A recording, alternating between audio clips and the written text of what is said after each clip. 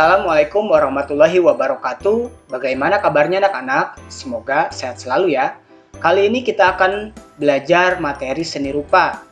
Minggu pertama, pembahasannya pada bab seni lukis. Tonton videonya sampai habis ya. Langkah pertama yang kalian pelajari, amati terlebih dahulu gambar berikut ini. Lalu perhatikan alat, bahan, dan media pada gambar tersebut. Gambar tersebut adalah gambar sebuah lukisan. Alat yang digunakan untuk melukis ada berbagai macam. Contoh pada lukisan ini menggunakan alat pensil, kuas, dan sebagai penampan cat tintanya menggunakan palet. Bahan yang digunakan pada lukisan ini menggunakan cat air dan medianya menggunakan kanvas. Apa yang kamu ketahui tentang seni lukis? Penjelasannya di sini adalah seni lukis adalah kebebasan berekspresi sebagai ungkapan perasaan manusia yang dituangkan dalam bidang dua dimensional dengan menggunakan garis dan warna. Tolong digarisbawahi untuk dua dimensional ya. Dan melukis adalah kegiatan seni lukis di permukaan yang datar dengan melibatkan ekspresi, emosi, dan gagasan secara penuh. Jadi, kegiatannya dinamakan kegiatan melukis. Coba kita perhatikan video melukis berikut ini. Sedang melukis apakah orang tersebut? Ya, pemandangan. Apakah kamu tahu masuk ke dalam gaya atau aliran apa lukisan pemandangan tersebut? Dan apakah kamu juga tahu menggunakan tema apa lukisan pemandangan tersebut? Untuk kamu yang tahu jawabannya, boleh tuliskan jawaban kamu pada kolom komentar di bawah ini. Jangan lupa ya, untuk memberikan nama dan kelas pada jawabanmu. Untuk lebih jelasnya, pada materi seni lukis kali ini, kita akan mempelajari apa saja gaya, aliran, dan tema dalam seni lukis. Untuk itu, saksikan video ini sampai habis ya, agar kamu dapat lebih memahami lagi materi seni lukis. Dan yang belum subscribe, jangan lupa subscribe dan bantu channel ini agar lebih berkembang ya. Terima kasih.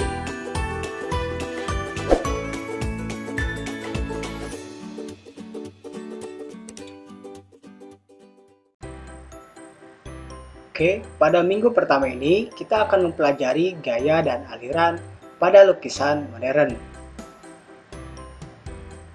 Gaya dan aliran pada lukisan modern itu dibagi menjadi tiga. Yang pertama adalah gaya representatif, dan yang kedua adalah gaya deformatif, dan yang ketiga adalah gaya non-representatif.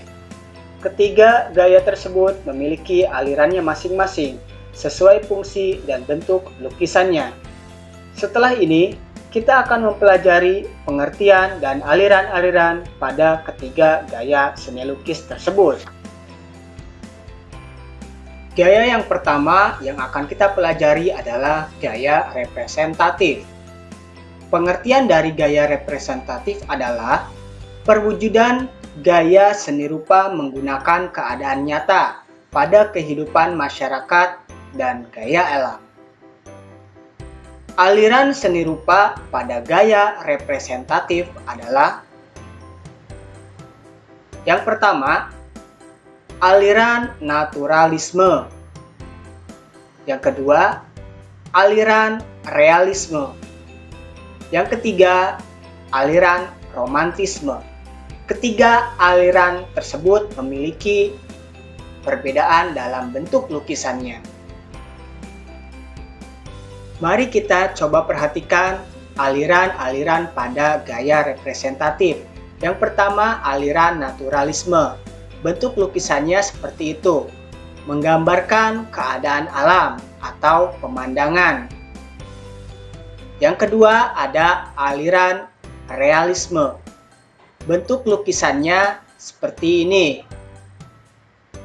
Aliran realisme menggambarkan kehidupan masyarakat atau kehidupan sehari-hari.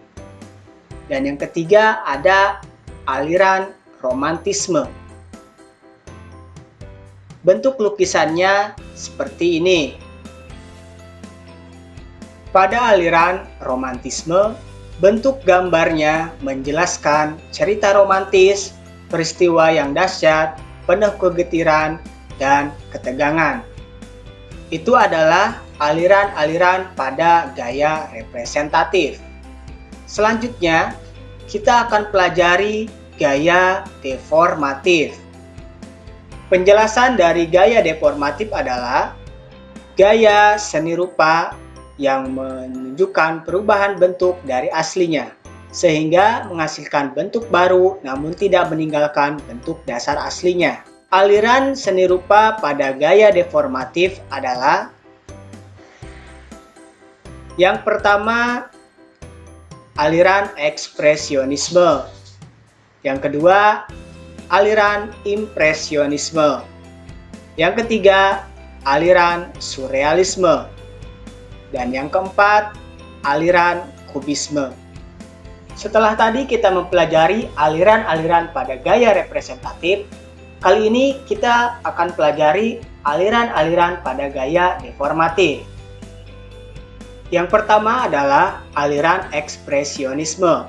Pengertian dari aliran ekspresionisme adalah aliran seni rupa yang penggambarannya sesuai dengan keadaan jiwa sang pelukis yang spontan saat melihat objek lukisannya. Berikut ini adalah contoh lukisan pada aliran ekspresionisme.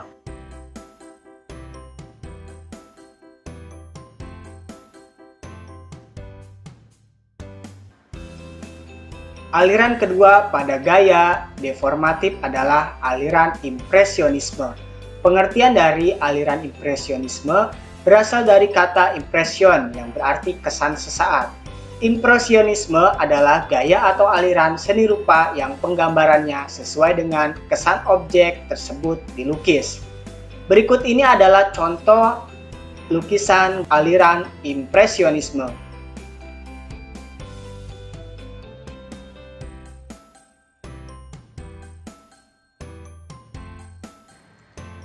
Yang ketiga, ada aliran surrealisme. Pengertian dari aliran surrealisme adalah aliran atau gaya seni rupa yang melebih-lebihkan kenyataan, kebanyakan yang menyerupai bentuk-bentuk yang sering ada di dalam mimpi.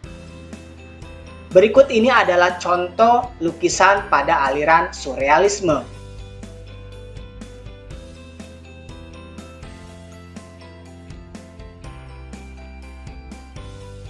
Aliran keempat atau aliran terakhir pada gaya deformatif adalah aliran kubisme.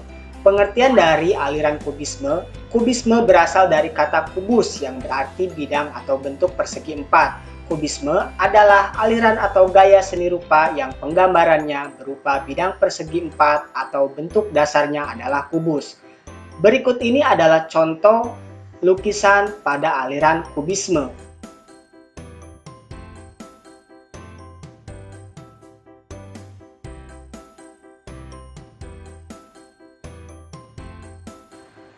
Yang ketiga adalah gaya non-representatif. Gaya ini tidak memiliki aliran.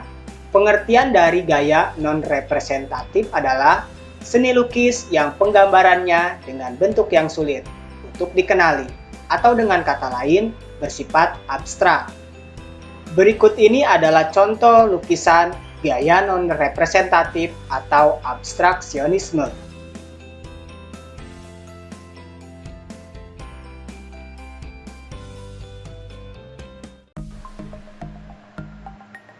Jawab dengan cepat aliran lukisan berikut ini.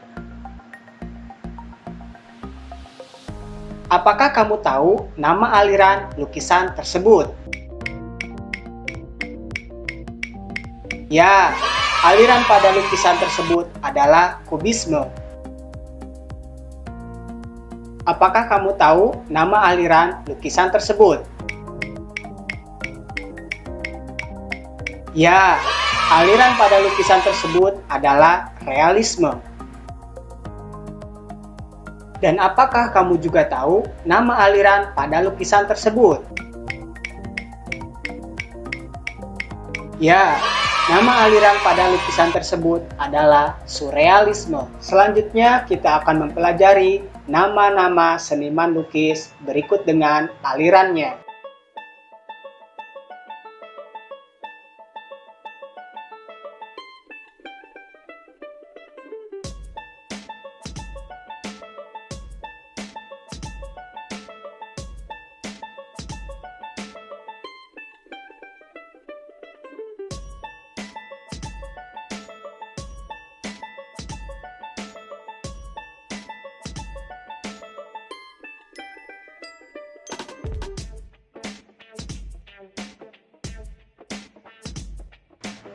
Dalam membuat lukisan, langkah pertama yang harus kita lakukan adalah menentukan temanya terlebih dahulu. Tema dalam lukisan akan menentukan gambar yang akan kita buat. Untuk itu, mari kita pelajari tema-tema berikut ini. Hubungan antar manusia dengan dirinya. Dalam menggambar lukisan, terkadang seseorang menggunakan potret dirinya sebagai objek lukisan. Hubungan antara manusia dengan manusia lain. Dalam mengekspresikan keindahan, menggunakan objek orang-orang yang ada di sekitarnya. Hubungan antara manusia dengan alam sekitarnya. Alam sekitar sangat menarik bagi pelukis untuk mengungkapkan cita rasanya, seperti pemandangan gunung, laut, sungai, dan masih banyak lagi yang lainnya. Hubungan antara manusia dengan benda. Benda-benda di sekitar memiliki keunikan tersendiri bagi seorang pelukis. Hubungan antara manusia dengan aktivitasnya. Aktivitas manusia dalam kehidupan sehari-hari beragam dan membuat pelukis mengabadikan dalam lukisannya. Hubungan antara manusia dengan alam hayal. Khayalan yang muncul secara sadar dan tidak sadar atau tertidur diwujudkan dalam suatu karya seni. Ayo coba perhatikan gambar berikut ini.